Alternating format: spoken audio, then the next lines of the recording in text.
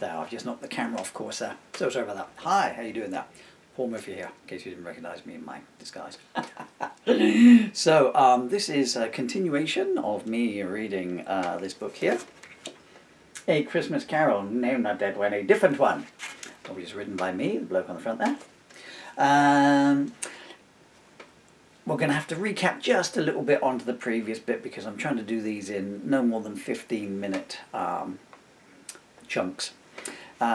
So I'm going to talk for 14 minutes now. I'm trying to get these into 15-minute chunks, and then I'll read for a minute. I won't do that. So we are on page 48, if you want to read along. and the ghost of, or the ghoul, or the apparition, Jacob Murphy, as he is in this book, has just gone back to visit Ebenezer Scrooge, as he is in this book, to warn him that he's going to be visited by 3 ghosts in the course of the night. And let's get on with it. Oh, this voice here is my best Ron Moody Scrooge voice. Boy, those chains must have affected your memory. So one might take it then that you regret your life, Jacob. You think? Look at me, Scrooge. I'm not alive. I'm not 100% dead. I'm covered in chains, and I appear to have discovered the only halibut alive with shark's teeth. Yes, I'm doing fine. Clue, sarcasm. Of course I regret my life. All I lived for was the accumulation of wealth. And where did it get me? A nice house on the Strand with mistress on call 24/7, if I recall correctly. Well, yes, but 3 holidays abroad every year. Yes, but fine clothes. Yes, but drinking at the best drinking, but possibly dining at the best restaurants every night. Dining out at the best restaurants every other night. Yes, but a decent pair of glasses so you can read books properly.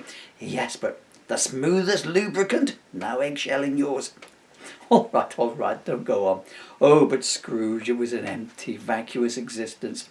To accumulate wealth but for the sake of it, and to only live to make more. It empties out a man's soul. I had nothing at the end, for all my money-making oh, I was just getting too andram. Oh, but Scrooge, it was an empty, vacuous existence to accumulate wealth. But for the sake of it, and to only live to make more. It empties out a man's soul. And the award for best ever acting, reading his own book in his front room on a cold December day, goes to, you know what, I wouldn't even win. It empties out a man's soul. I had nothing at the end, Scrooge, for all my efforts through the years. You had nothing at the end because my sister caught you with the scullery maid at your end. She took you for everything you had in the divorce. Well, yes, but if you'd had more money, you could have got a more expensive lawyer and kept everything. Yes, but as it was, you lost a lot, and your wife wasted every penny she took you for. I wouldn't say she wasted it. She came to you for financial advice. You told her to invest everything she had in a brand new company, S. Scrooge's Flatulence Cures Limited. Sound advice. Also, we gave advice on silent ones. Yes, the use of we is appropriate, although it was a longer e. A passing wind joke there. It transpired that S. Scrooge was you, Scrooge, and your cure was a large cork.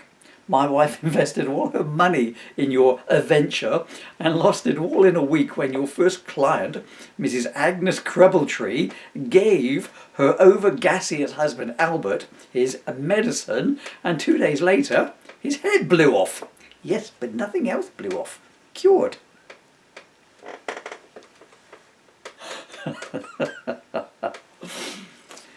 He was not cured, Scrooge, unless you consider him being cured of the inconvenience of having a head attached to his neck.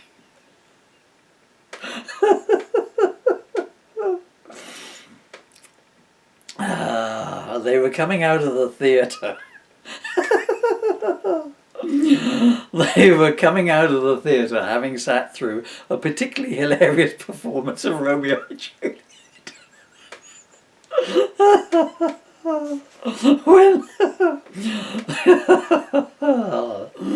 when the combination of 3 days worth of accumulated onion effusium coupled with a chucklesome recollection of Romeo crying, "Oh, I am slain, if thou be merciful, open the tomb, lay with me, Juliet," engendered a lethal marriage that caused Albert's head to shoot off and depart away over the buildings at much velocity. An unfortunate incident indeed. Unfortunate? His bonds flew so far they couldn't find it for a month. They had to bury him without it, which is even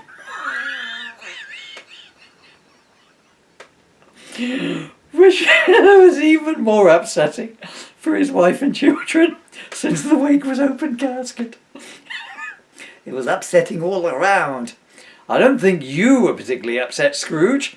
When his head was finally recovered, it was returned to you, courtesy of your address being stamped on a heavily melted cork and wedged therein, and you still did not give it to his widow. I didn't want to distress her any further. You painted it pink and sold it to the nursery as a doorstop. It's what he would have wanted. He liked children. He liked having a head on his shoulders. And what was the outcome?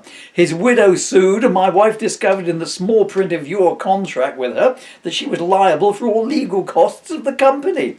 She lost every penny she had, whilst you got to close the company and keep the premises, and you had bought the building in the name of your budgie, Gerald. Well, she should have got a lawyer before she signed. She did. You were a lawyer. Well, she should have read my card better. It did not say I was a lawyer. It said I was a lawner. A lawner? Yes, I identified lawns as a sideline.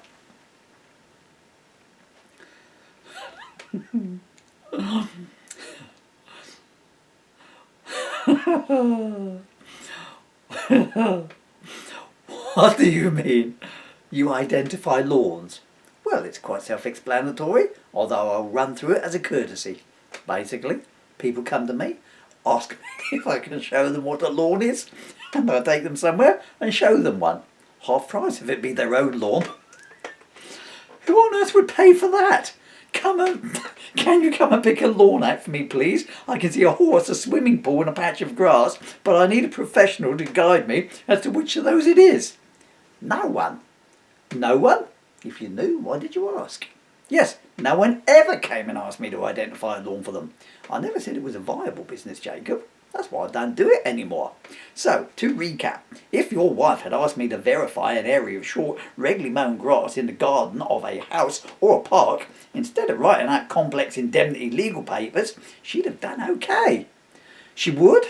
Well, sort of. She would still have lost everything, but at least she'd have known what a lawn was.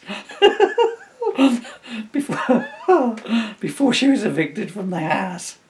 She already knew. Oh, sorry, where her lawn was before she was evicted from the house. She already knew where her lawn was. Well then, that is just extravagant. Oh, she was better off with that money, if you ask me.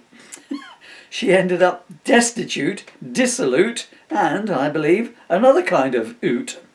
Life gives us some unexpected twists. Ask Oliver next door. Or because of you. Not at all. Or because of you, Jacob. If you had made more money, you could have thrown her out on the streets, or had her committed. It's easy to do. Just tell the magistrate that she thought women should get the vote, and when he finished laughing, he'd have had her in St. Swatham's Institute for the Fruitcake Brigade faster than you could say, if only this was the Middle Ages. Seems a shame to let that ducking stall go to waste. And you would still be here now, sitting at the desk opposite me, and instead of warning me about 3 spectres coming to visit me tonight, you'd be warning me that you got the 3 spectre sisters visiting you tonight, and you might need a week off with an ice pack on it. Seems to me that the lack of loads of money has been your downfall, really, Jacob. Then it's just a load of dots because it's silence.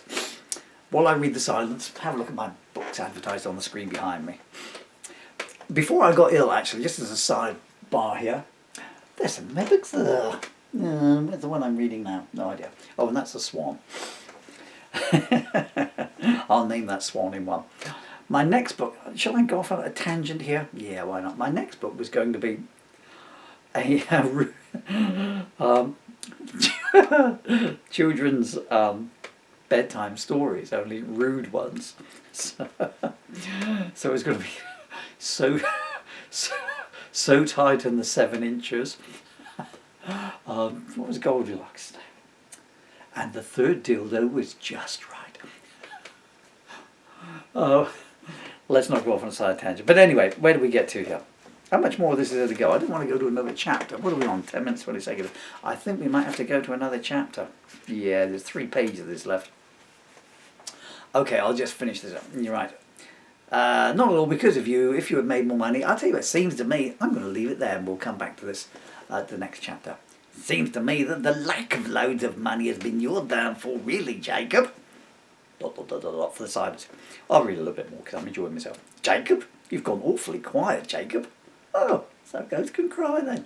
Who'd have thought? Look, I'm not feeling too well. You're dead. That might explain it. In addition to that, fuck me, you really are an unlucky duck. Okay, that's got to be a pause point, hasn't it? And speaking of pause, there's Slothy. That's a private joke to my son, who can't watch this video for another 10 years because he's very young. Yeah, hello.